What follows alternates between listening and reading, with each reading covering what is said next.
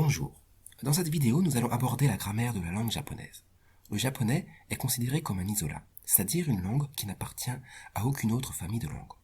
Par exemple, le français est une langue latine, tout comme l'est l'espagnol ou l'italien. Cependant, la grammaire japonaise est proche de celle du coréen, qui est lui aussi un isolat. C'est pourquoi il est plus simple pour un japonais d'apprendre le coréen que le français. De plus, de nombreux mots japonais proviennent du chinois. Le japonais utilise les caractères chinois, les sinogrammes, ce qui a facilité l'adoption de termes chinois. Un peu moins de la moitié des mots japonais ont une origine chinoise. Après ces brèves présentations, entrons dans le vif du sujet.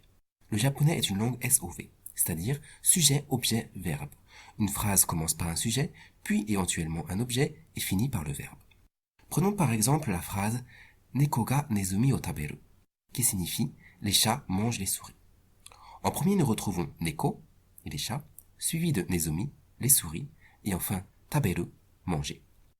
Toutes les phrases japonaises suivent ce modèle. Il n'y a pas par exemple d'inversion sujet-verbe comme dans les questions en français. Une autre particularité est l'utilisation de particules pour marquer la fonction du mot la précédant. Dans l'exemple précédent, neko ga nezumi o taberu, on retrouve deux particules, ga, qui marquent le sujet de la phrase, ce sont les chats, neko, qui mangent, et la particule o, qui marque l'objet, les souris sont mangées par les chats. Maintenant, abordons le cas du verbe.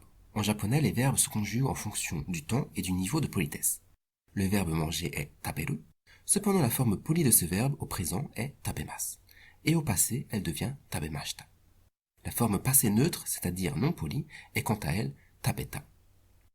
Il existe que deux temps, le présent et le passé, mais il y a d'autres formes, par exemple tabetai signifie vouloir manger. En outre, à la différence du français où une phrase doit contenir un sujet et un verbe, en japonais il est possible d'omettre le sujet si on peut le déduire.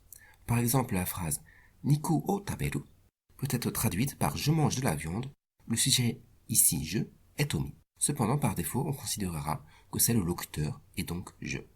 Dans le cas d'une question, le sujet par défaut sera le destinataire de la question.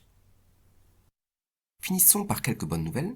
En japonais, il n'y a pas d'article ni de genre et de nombre. Il n'y a pas d'équivalent du S pour le pluriel comme en français.